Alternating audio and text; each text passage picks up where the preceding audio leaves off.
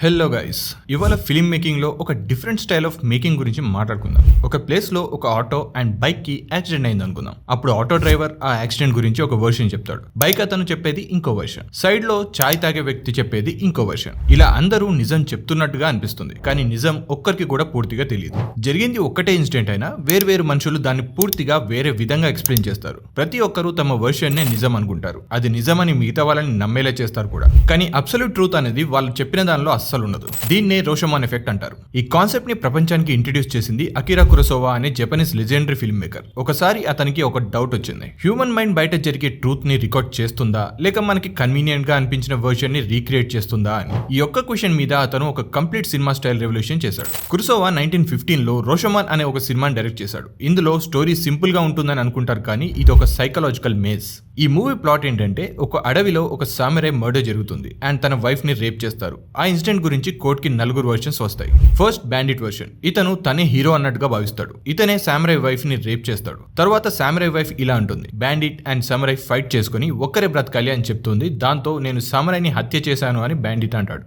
సామురై wife version, ఈవిడ తనే victim అన్నట్టుగా చెప్పుకుంటుంది. అయితే బ్యాండిట్ తనని రేప్ చేశాక తను వెళ్ళిపోయాడు. నేను నా హస్బెండ్ సామురై దగ్గరికి వచ్చి ఆ గిల్ట్ తో నన్ను చంపేయమని అన్నాను. తర్వాత స్పృహ తప్పి పడిపోయాను. ఆ తర్వాత లేచాక ఆల్రెడీ సామురై చనిపోయి ఉన్నాడు అని చెప్తుంది.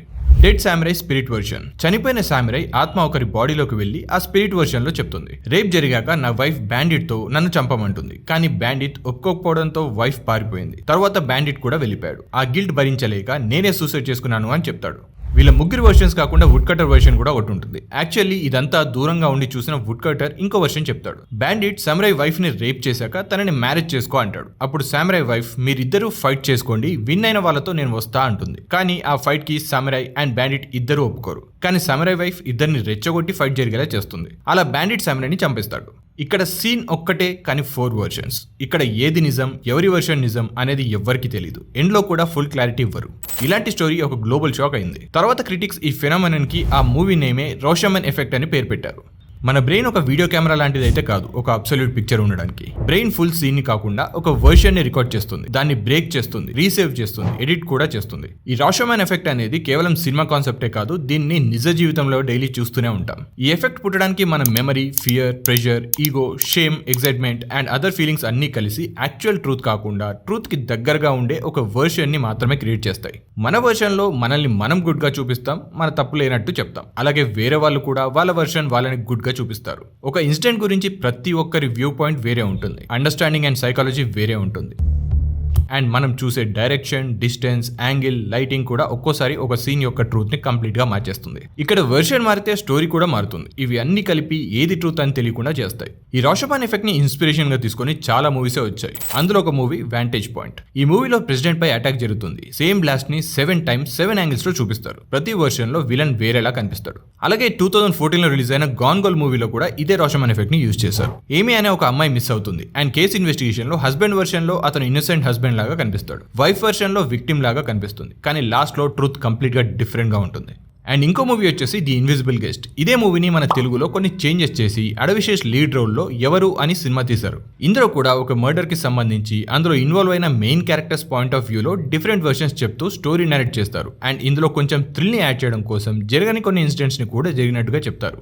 మన తెలుగులో ఈ టైప్ సినిమాలు కొంచెం తక్కువనే చెప్పాలి. బట్ తమిళ్లో కమల్ హాసన్ గారు చేసిన విరుమాండిని తెలుగులో పోతురాజుగా రిలీజ్ చేశారు. ఇందులో కూడా similar style of story telling ఉంటుంది. ఒక కేస్ కి రిలేటెడ్ ఇన్ఫర్మేషన్ కోసం ఇంటర్వ్యూ చేసే ఒక రిపోర్టర్ కి ఇద్దరి క్యారెక్టర్స్ ఒక ఇన్సిడెంట్ ని వాళ్ళ వర్షన్ లో చెప్తూ ఈ స్టోరీని చూపిస్తారు. ఇందులో ఇంకా ఇంట్రెస్టింగ్ విషయం ఏంటంటే, సేమ్ సీన్ ని డిఫరెంట్ కెమెరా యాంగిల్స్ లో తీసి కమల్ హాసన్ చెప్పే వర్షన్ కి తన పాయింట్ ఆఫ్ వ్యూలో ఉండే షార్ట్స్ ని అండ్ పశుపతి చెప్పే వర్షన్ కి తన పాయింట్ ఆఫ్ వ్యూలో ఉండే షార్ట్స్ ని పెట్టి చాలా బాగా ప్రెజెంట్ చేశారు. ఒకవేళ వేరే లాంగ్వేజెస్ సినిమాలు మనకెందుకు, ఆ స్టైల్ ఆఫ్ సినిమా మేకింగ్ ని మన ఓన్ తెలుగు లాంగ్వేజ్ లోనే చూడాలి అనుకుంటే ఈ సినిమా కంటే బెస్ట్ ఆప్షన్ ఇంకోటి అయితే ఉండదు. ఈ మూవీ కాకుండా కన్నడలో రక్షిత్ శెట్టి తనే రాసి డైరెక్ట్ చేసి లీడ్ రోల్ చేసిన ఉలిదవరు కండాంతే అనే సినిమాలో కూడా ఈ రోషమాన్ ఎఫెక్ట్ స్టైల్ ఫిల్మ్ మేకింగ్ ఉంటుంది. ఈ సినిమా కూడా చాలా ఇంట్రెస్టింగ్ గా ఉంటుంది. చూడకపోతే ఒక లుక్ వేసేయండి. దీనికి సీక్వెల్ కూడా అనౌన్స్ చేశారు, అది కూడా తొందరలోనే షూట్ స్టార్ట్ కాబోతుంది. ఇవి రెండూ కాకుండా హిందీలో ఇర్ఫాన్ ఖాన్ యాక్ట్ చేసిన తల్వార్ మూవీ కూడా ఇదే స్టైల్లో తీశారు. ఒక రియల్ ఇన్సిడెంట్ ని బేస్ చేసుకుని అటు మీడియాలో ఉన్న ఒక వర్షన్, విక్టిమ్ సైడ్ నుండి ఒక వర్షన్, పోలీసులు నమ్మే ఇంకో వర్షన్, కల్ప్రిట్స్ అని కన్విక్ట్ చేసిన వాళ్ళ వర్షన్, ఇలా డిఫరెంట్ పాయింట్ ఆఫ్ వ్యూస్ నుండి ఒక మర్డర్ గురించి ఉంటుంది ఈ మూవీ. ఈ సినిమా చూశాక ఖచ్చితంగా మర్డర్ చేసింది వీళ్ళే అని మనం కూడా డిసైడ్ అవ్వలేం. అలా ఉంటుంది నరేషన్ కూడా.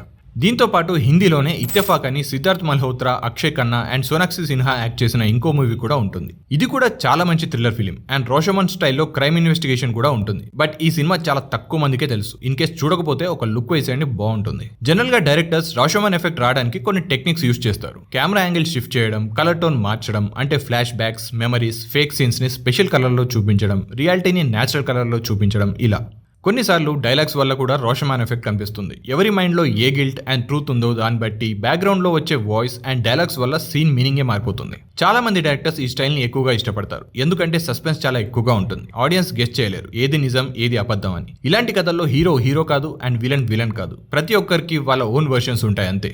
రియల్ లైఫ్లో చూస్తే ప్రతి ఒక్కరి దగ్గర ట్రూత్ ఒక స్మాల్ పీసెస్ లాగా మాత్రమే ఉంటుంది. అబ్సల్యూట్ ట్రూత్ మాత్రం ఎవ్వరి దగ్గర ఉండదు. రోషమన్ డైరెక్టర్ అకిరా కురోసావా నేర్పించిన cinema rule truth is not one, truth is many angles. Kurosawa చనిపోయే వరకు కూడా ప్రజలు అనేవారు this man changed how the world sees truth అని. కథలు బాగా కరువైన ఈ రోజుల్లో ఈ డిఫరెంట్ పర్స్పెక్టివ్ స్టోరీ టెల్లింగ్ తో కథని చాలా ఇంట్రెస్టింగ్ గా ప్రెజెంట్ అయితే చేయొచ్చు. హోప్ మన తెలుగులో కూడా ఈ కాన్సెప్ట్ తో ఇప్పటికైనా మంచి సినిమాలు వస్తాయని వెయిట్ చేద్దాం. సో ఇది ఇవాల్టికి మన వీడియోలో మేము చెప్పే కంటెంట్ నచ్చితే వీడియోస్కి లైక్ కొట్టి ఛానల్కి సబ్స్క్రైబ్ కూడా చేసుకోండి. మళ్ళీ ఇంకో వీడియోతో కలుద్దాం. అప్పటిదాకా బాయ్.